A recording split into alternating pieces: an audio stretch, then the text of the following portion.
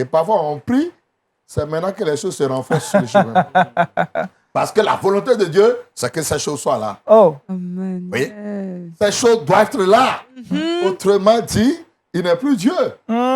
Si tout est facile comme ça, comme sur la roulette, et nous-mêmes là, on aura quoi comme expérience à raconter? Et si tu n'as pas pris par quelque chose et sorti vainqueur, lorsque ton ami serait dans les mêmes situations, tu auras quoi à partager? À partager. Donc, et les expériences construisent et donnent alors de solidité à notre foi. Amen. Donc, les voilà devant cette eau.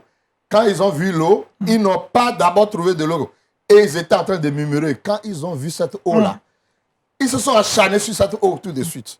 Parce que la soif était déjà là. Mais malheureusement, l'eau était très amère. Ils n'ont pas pu absorber cette eau. Et leur colère s'est augmentée encore. Ils ont dit, Moïse, qu'est-ce que tu nous fais? Qu'est-ce qu'on peut boire ici? Et Moïse n'a pas écouté leur murmure, ni leur révolte. Un homme patient. Il se tourna vers l'Éternel pour dire, qu'est-ce que je dois faire? Et je crois que dans la vie, c'est ce qu'il faut faire. Quand les obstacles se dressent devant nous, au lieu de rester en contemplant les obstacles, quand on est là sur place en regardant les obstacles, le danger est que les obstacles s'augmentent davantage. Parce que ça tue notre petite foi qui est là. Et puis, on ne regarde que ce qui est impossible. Alors, Moïse n'a pas pris son temps à regarder les obstacles. Pendant que les enfants d'Israël contemplaient les obstacles en criant, Moïse est allé chercher la face de Dieu. Et nous devons faire comme lui. Amen. Devant chaque obstacle, il faut aller chercher Dieu. Il faut se cacher. Il faut aller dans la prière. Il faut dire, qu'est-ce que je dois faire? Quelle est ta volonté? Donne-moi ta direction. Et c'est ce à quoi j'invite tous les frères et sœurs qui m'attendent ce matin, de bien chercher la volonté de Dieu. Amen. Et voir la gloire de Dieu dans leur vie. Amen. Dieu dit à Moïse, va chercher un bois et plonge le bois dans cette eau.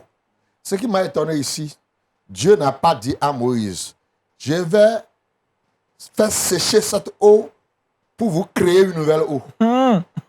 La même eau qui est amère là, c'est la même eau que Dieu transforma. Amen. Et le bois est entré dedans et puis tout a changé. Amen. Dieu transformera tes épreuves en victoire. Amen. Amen. Il Amen. n'ôtera Amen. pas Amen. les épreuves. Amen. Amen. Il ne Amen. va pas éradiquer les épreuves. Amen. Mais il les transformera. Amen. Celui qui traverse une situation amère actuellement, une amerdité est dans ta vie et tu ne sais quoi faire.